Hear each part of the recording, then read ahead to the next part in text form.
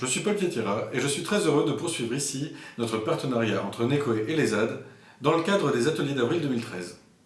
Chers étudiants, vous allez avoir la chance de faire du design des services pendant une semaine autour du thème de la fluidité, notamment en compagnie des célèbres Adam et Marcus. Étant moi-même en déplacement, je souhaite simplement vous faire passer quelques éléments autour du thème de la fluidité dans les services. Et pour cela, je vous propose de rencontrer quelqu'un, et ce quelqu'un, c'est Birgit. Voici Birgit. Birgit est consultante indépendante en développement du capital immatériel. Demain après-midi, elle a rendez-vous avec un client important.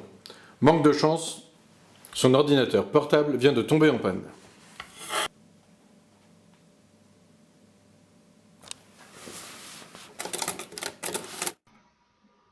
Mais ça marche plus, ma parole!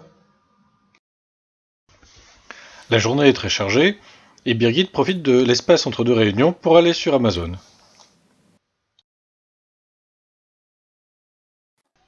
Super! Un ordinateur à 99 $! Grâce à son compte client, Amazon lui permet d'acheter l'ordinateur en un clic sans re-rentrer le code de sa carte bleue.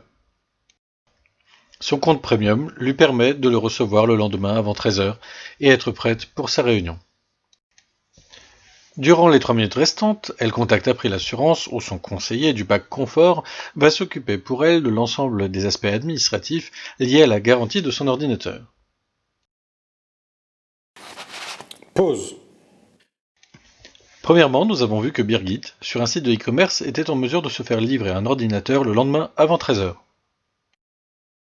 Cela nous renvoie à une notion fondamentale dans les services, bien que traditionnelle, à savoir le rapport entre le visible et l'invisible.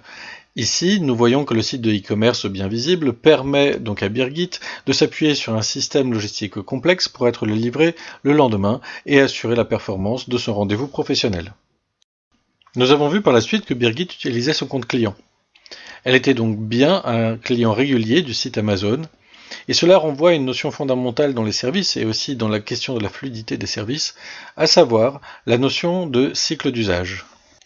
Il faut concevoir la fluidité dans un cycle avec ses variations et ses régularités. Troisième point, rappelez-vous, elle n'avait que 2 minutes. Et durant ces 2 minutes, elle avait besoin de vitesse. Cette vitesse devait servir de la circulation d'argent et de la circulation d'informations.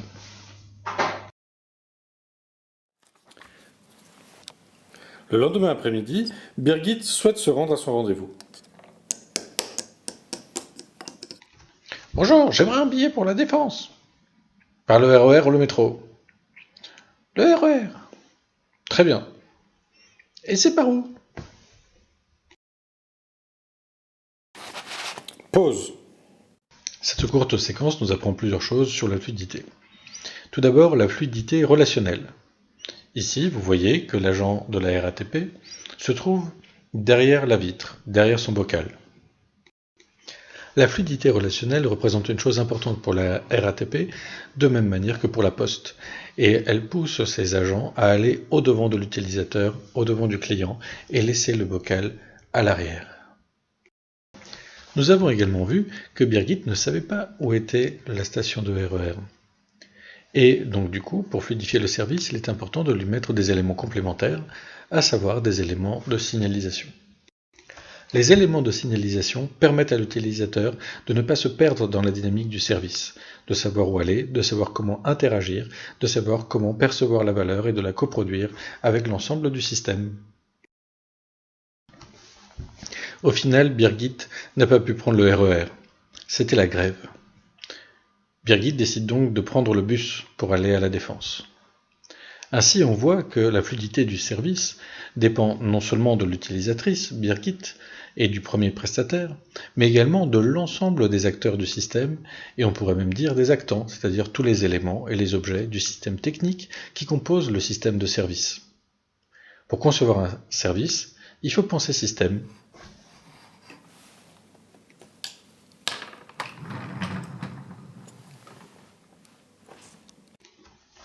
Birgit est finalement arrivée à son rendez-vous. La salle de réunion est exiguë et l'interlocutrice agressive. La réunion est compliquée. Penser la fluidité du service nécessite de prendre en compte les espaces physiques, mais aussi les espaces sociaux. ces espaces sociaux qui se structurent notamment par des logiques de frontières.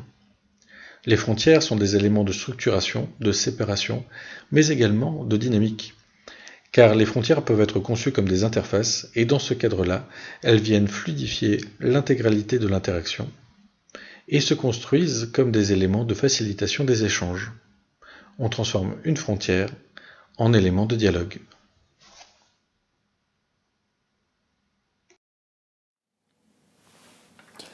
En résumé, nous avons parlé de relations, de frontières et d'interfaces, et du rapport de la frontière à l'interface, du rapport du flux par rapport au lieu, de l'espace physique et de l'espace social, de la relation humain au système, de la relation de l'humain à l'humain, du visible par rapport à l'invisible, bien entendu du cycle d'usage, de la notion de vitesse, de la circulation de l'argent et de l'information. Et finalement, on peut dire que penser la fluidité, c'est penser un continuum au service d'une intention. Sur ces mots, je vous souhaite de bien vous amuser et de passer une bonne semaine.